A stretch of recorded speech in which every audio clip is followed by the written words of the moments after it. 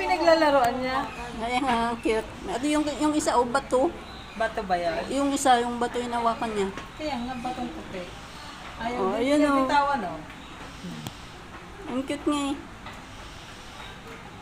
Yung isa, yung itim na bato, yung nawakan niya. Oh, nahulog. Yan, nahanap niya.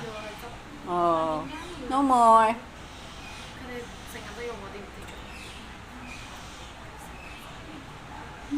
Tinatago ng isa, oh.